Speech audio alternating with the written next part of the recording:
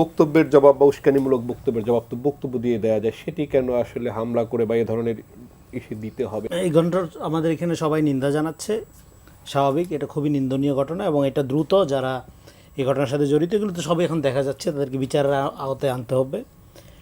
কিন্তু কথা হলো এখানে আপনার তারপরেও কথা থাকে, পলিটিক্সটা এই জায়গায় গেল কীভাবে। এটা আমি অনেক আগের থেকে মন্তব্য করছিলাম যে আপনি এটা কিন্তু শুরু হয়েছে সোশ্যাল মিডিয়াতে। আপনি সমালোচনা করতে জানেন না, আপনার সমালোচনা শুরু হয় ব্যক্তি আক্রমণ দিয়ে, আপনার সমালোচনা শুরু হয় প্রোপাগান্ডা দিয়ে। তখন একটা মানুষের টলারেন্সের লেভেল থাকে। অবশ্যই সমালোচনা জবাব সমালোচনা দিতে, উস্কানি জবাব উস্কানি দিয়ে দিতে হবে, কিন্তু কতক্ষণ?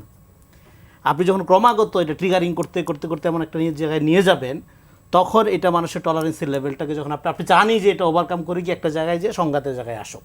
ফলে দীর্ঘদিন যাবৎ এই প্রক্রিয়ায় পলিটিক্সটাকে নিয়ে যাওয়া হচ্ছে, একদম বিশুদ্ধকার, মানে পরিবেশটাকে টক্সিক করে তোলা। প্রোপাগান্ডা, এটা আমি বলছিলাম শুরু হয়েছে ভার্চুয়াল মিডিয়াতে, এটা অ্যাকচুয়াল সোসাইটিতে যাইয়া গড়াবে। এটা আমি সেই সময় মন্তব্য করছিলাম 2 বছর আগেই। তো আজকে আমরা এটা দেখতে পাচ্ছি, শুধু না আগামীতে আমার ধারণা এটা আরও বাড়বে। কেন বাড়বে? কারণ হলো আপনি দেখেন এই যে ঘটনাটা, এখন নাসিরুদ্দিন পাটোয়ারির ঘটনা আজকে কি প্রথম? এর আগেও কিন্তু একই ঘটনা, এটা ধারাবাহিকভাবে ঘটতেছে।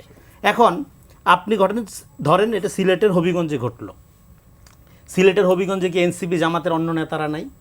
সেখানে কি তারা মারামারি হয়েছে? এ পর্যন্ত কোনো নিউজ পাইছেন আপনারা সেখানে মারামারি হয়েছে? হয়নি তো। তাহলে ঢাকার থেকে তারা গেল একটা কর্মসূচি নিয়ে, সেখানে গিয়ে তারা বক্তব্য দিল। আপনি বক্তব্যটা শোনেন, বক্তব্যে তারা বলতেছে যে সাইজ করতে হবে, তার বউ ছেলে মেয়েদের নিয়ে বক্তব্য দিচ্ছে। এইটা তো কোনো পলিটিক্যাল, এটা শামীম ওসমানের এই ল্যাঙ্গুয়েজে কথা বলতে, খেলা হবে, সাইজ করতে হবে। আপনি শামীম ওসমানের মতো আচরণ করবেন, আচরণ করে তারপরে এখানে আপনি সাইজ করতে হবে বইলা, তারপরে মাঠে যখন অ্যাকচুয়ালি গড়াবে, আপনার সংগঠন মাত্র বিকশিত হচ্ছে, আপনি মাঠে যাবেন, জনগণকে এঙ্গেজ করবেন, পলিটিক্যাল, আমাদের এখানে পলিটিক্স দরকার, মাল্টিপার্টিজান স্টেট দরকার, সব ঠিক আছে। বাট আপনি এখনই যদি বলেন যে সাইজ করতে হবে ঢাকা থেকে গিয়ে, একটা প্রত্যেকটা জায়গার একটা লোকাল ডাইমেনশন থাকে। সেখানের যে নেতা জিকে ঘোষ, আপনি যাই তাকে গডফাদার অমুক তমুক বলতেছেন, কিন্তু সেখানে তো মানুষ তাকে বিপুল ভোটে নির্বাচিত করেছে, তার তো একটা জনভিত্তি আছে। ফলে সমস্ত কন্ডিশনের মধ্যেই আপনার এটা হয়তো ধরেন আপনি শাহবাগ স্কোয়ারে বলতেছেন বা অন্য একটা জায়গায় বলতেছেন, কোনো সমস্যা নেই। কিন্তু আপনি যখন সই কনটেক্সটে গিয়ে বলতেছেন, তখন এটার যখন রিপারকেশনটা হচ্ছে, এটা যখন একটা ভায়োলেন্সের জায়গায় গড়াচ্ছে, তখন আপনি আবার এটাকে পোর্ট্রেট করতেছেন কীভাবে যে ন্যাশনালি, অ্যাজ ইফ ছাত্রদল সব জায়গায় এটা করে, অ্যাজ ইফ বিএনপির এজেন্ডাই হলো আপনার এনসিপিকে পিটানো। Not like that. সেটা কেন করতে যাবে? সেটা করার তো কোনো কারণ নেই। সেটা যদি আপনার করতেই হয়, তাহলে তো আপনার এই পলিটিক্সের মধ্যে আমরা কোনোভাবেই 5 তারিখের পরে যেটা আমরা বললাম যে 100% বিরোধিতার রাজনীতি করার কোনো সুযোগ নেই, একটা কনস্ট্রাকটিভ পলিটিক্সের মধ্যে আমরা ঢুকতে চাই, সেটা তো আর কোনোভাবেই সম্ভব হবে না। ফলে তাহলে এই যে ঘটনাটা আমরা এখন আনলাম, এটা একটা ন্যাশনাল ফেনোমেনার দিকে নিয়ে যাওয়ার চেষ্টা করলাম, কিন্তু একটা লোকাল কনটেক্সটও আছে। তাহলে আপনি মত প্রকাশের স্বাধীনতা, গণতন্ত্র সব কিছুই আপনি অ্যাপ্লাই করবেন, কিন্তু অ্যাপ্লাই করার তো একটা নর্মস আছে। আপনার ফ্রিডম অফ এক্সপ্রেশন বা freedom of speech always required to what not to say. আপনি ধরেন আপনি আমার সমালোচনা করতেছেন, আপনি আমার গালি দিয়ে সমালোচনা শুরু করতে পারবেন? আপনি আমাকে ব্যক্তি আক্রমণ দিয়ে সমালোচনা শুরু করতে পারবেন? ফলে যারা আর্ট অফ আর্গুমেন্ট জানে না, যারা কীভাবে এঙ্গেজ করতে হয়, যারা একটা কনস্ট্রাকটিভ পলিটিক্যাল ফ্রেমে, দেখেন একটা সময় থাকে বিক্ষুব্ধতার সময়, শেখ হাসিনার আমলে সেটা দরকার ছিল, প্রচণ্ড প্রতিরোধ, সেটা ল্যাঙ্গুয়েজ এর মধ্যেও একটা আপনার কি বলবো যে তথাকথিত কোড ল্যাঙ্গুয়েজের বাইরে বের হয়ে যাওয়ার একটা প্রয়োজনীয়তা ছিল। বাট এখনই সেই সময় না।